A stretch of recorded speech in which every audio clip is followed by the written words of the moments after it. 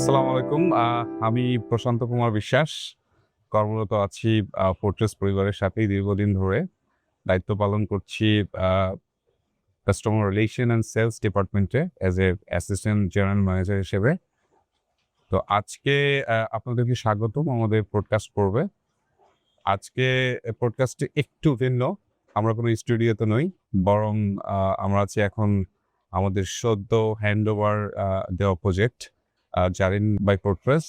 এটা রুফটপে and then আপনি দেখতেই পাচ্ছেন যে এখানে অফুরন্ত লেক, একটা লেকের ইনফিনিটি ভিউ অ্যান্ড দেন খোলা আকাশ, সুন্দর রুফটপের ল্যান্ডস্কেপিং।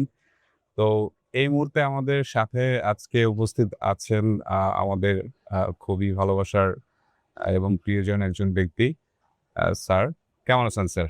আছি, ভালো আছি। ওয়ালাইকুম আসসালাম। অসংখ্য ধন্যবাদ। এই যে আপনার স্যার এফডিএল এর সাথে শুরু থেকে শেষ পর্যন্ত যে লোকেশন আপনার এই প্লটের যে লোকেশন আসলে ঢাকা শহরে তো অনেক ডেভেলপার, অনেক রিয়েল এস্টেট কোম্পানি আছে।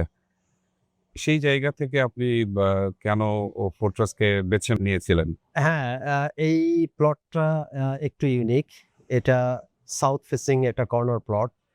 আ এবং খুবই দারুণ একটা লেক ভিউ আছে। আ এটা রোডের ডেড এন্ডে, সাথে একটা গ্রিনারি, সবকিছু মিলে এটা সামহাট একটা ইউনিক প্লট। তো আমার শুরু থেকেই আইডিয়াটা ছিল যে আমার বিল্ডিংটা এটা একটা আইকনিক স্ট্রাকচার হওয়া উচিত। হ্যাঁ? মোট কথা হচ্ছে যে it shouldn't be an ordinary structure. এটা ছিল হচ্ছে আমার মূল কনসেপ্ট। তো এফডিএল এর প্রজেক্টগুলো দেখলাম আজ থেকে প্রায় ৩ বছর আগে। আ বেশিরভাগই হচ্ছে বসুন্ধরাতে। তখন বেশ বড়ই কয়েকটা প্রজেক্ট ছিল। তো সবকিছু দেখে আমার মনে হয়েছে যে এফডিএল কে ট্রাস্ট করা যায় এবং তারা পারবে যেটা আমি চাচ্ছি। তো আ আ সো আল্টিমেটলি আ তাদের সাথে কথাবার্তা বলার পরে যেটা উম মানে সবচাইতে ইনফ্লুয়েন্সিং ফ্যাক্টর হিসেবে কাজ করেছে, সেটা হচ্ছে যে এটা একটা ইয়াং আ একটা এন্টারপ্রেনারদের একটা কোম্পানি। এদের আ বোল্ড ভিশন আছে, হাইলি এনার্জেটিক, তারা ক্রিয়েটিভ কিছু একটা করতে চায় এবং আ প্রচন্ড অ্যাম্বিশাস। তো এই সবকিছু দেখে আমার মনে হলো যে আ আমার উচিত যে তাদেরকে এই সুযোগটা দেয়া। আম তো আজকে তো এফডিএল একটা ব্র্যান্ড এই ডেভেলপার কমিউনিটিতে। আজকে as I am sitting here, uh I cannot be more thankful to FDL. আজ থেকে ৩ বছর আগে যে ডিসিশনটা নিয়েছিলাম, আজকে এটা প্রমাণিত যে সেটা সঠিক সিদ্ধান্ত ছিল। সো ইয়া আ আ এই সবকিছু মিলে আমার কাছে মনে হয়েছিল যে FDL এটা পারবে এবং সত্যি কথা বলতে কি আমরা যা চেয়েছিলাম তার চেয়ে অনেক বেশি পেয়েছি। আর এই যে লাস্ট 3 ইয়ার্স আপনি ফোর্ট্রেস পরিবারের সাথেই আছেন শুরু থেকে এখন পর্যন্ত। সো এটা একটা নেভার এন্ডিং জার্নি স্যার। হ্যাঁ? এটা কখনোই সমাপ্ত হবে না। মাত্র শুরু আমাদের সাথে। তো শুরু থেকে এখন পর্যন্ত ফোর্ট্রেসের construction quality and then design আপনি কিভাবে মূল্যায়ন করবেন স্যার তাদের কাজের সাথে?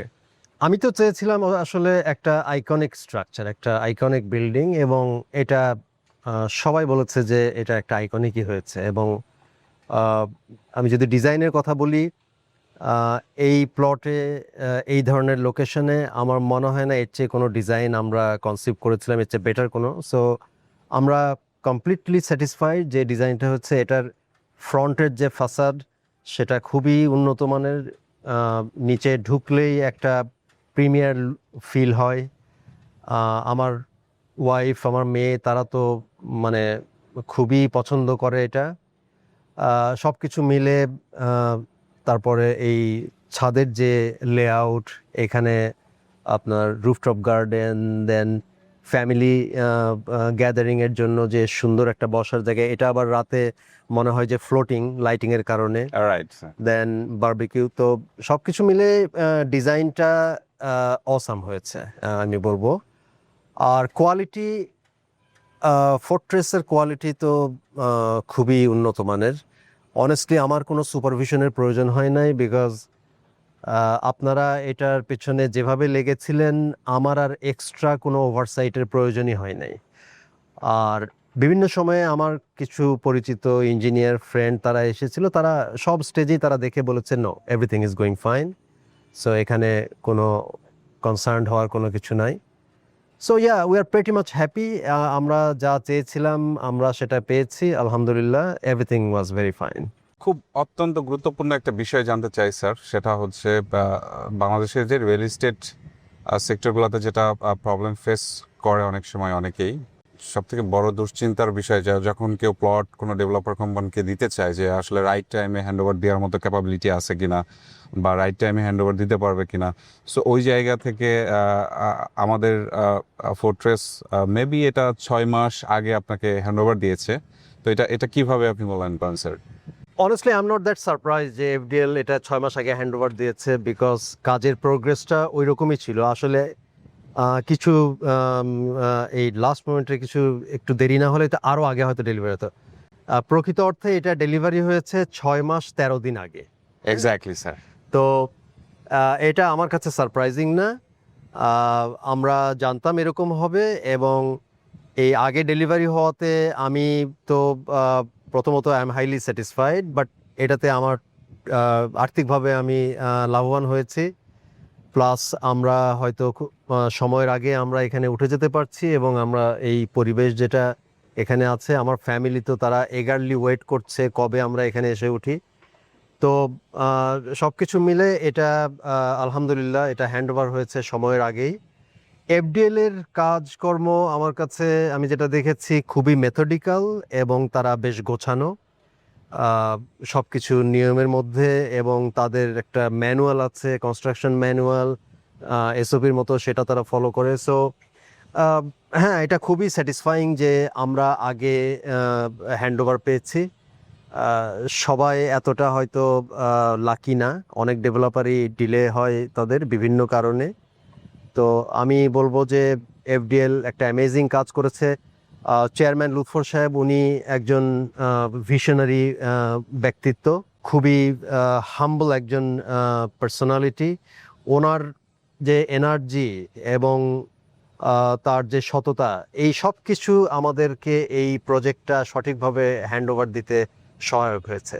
আর একটা জিনিস না বললেই না, সেটা হচ্ছে ওনার যে টপ লিউটেন্যান্ট, এই director planning and development Mizan সাহেব, দেন ডাইরেক্টর অপারেশন নিলয়, এবং রেস্ট অফ দ্য টিম যেটা আছে, তারা এই এই বিল্ডিংটাকে নিজেদের মানে ঘর মনে করে তারা এটা তৈরি করেছে।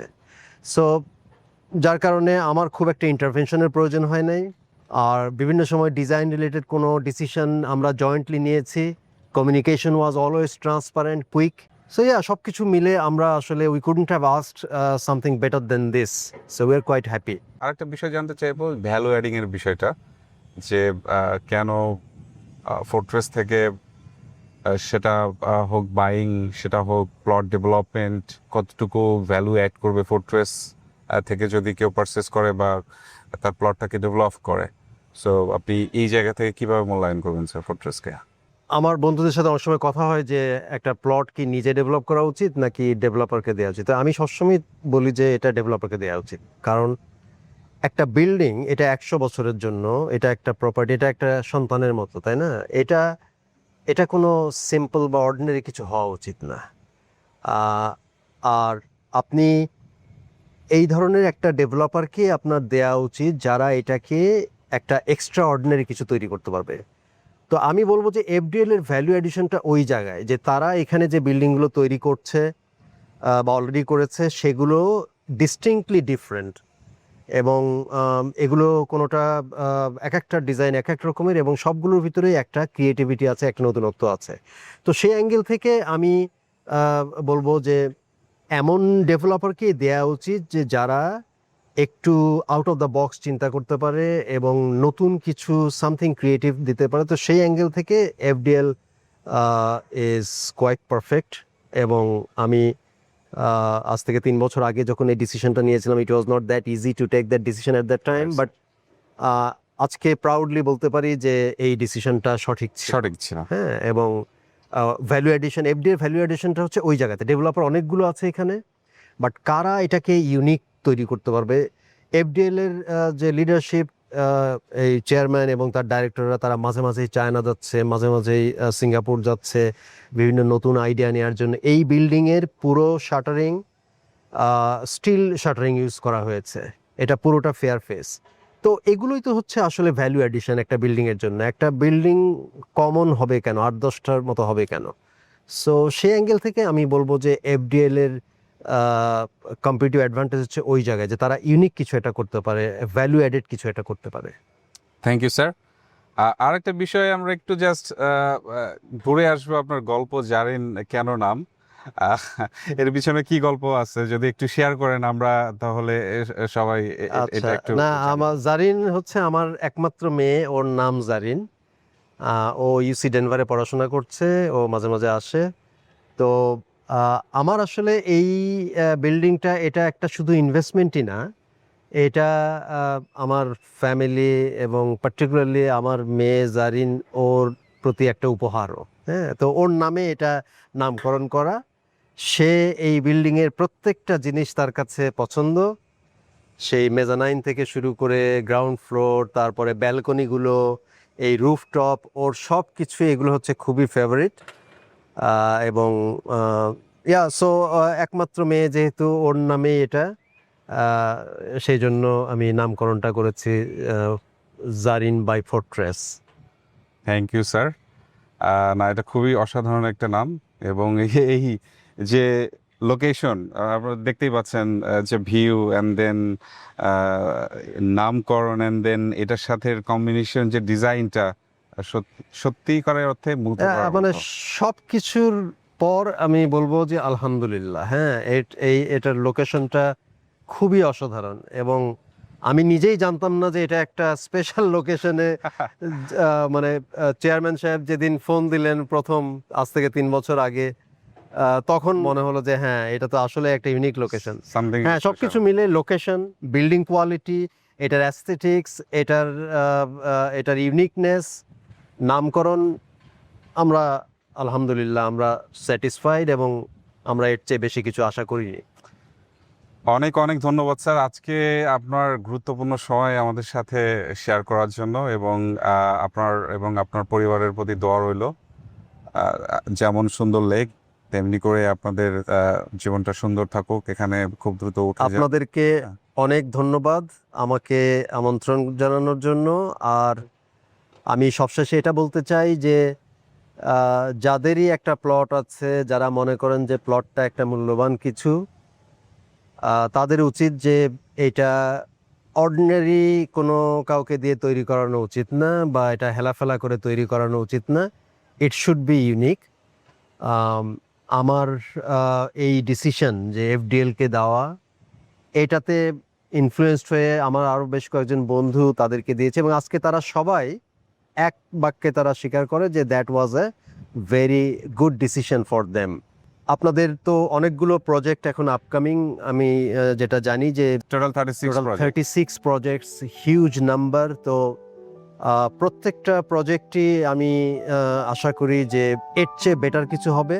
আপনাদের প্রজেক্টগুলোর জন্য শুভকামনা, শুভেচ্ছা, আপনাদের কোম্পানির জন্য শুভকামনা, শুভেচ্ছা।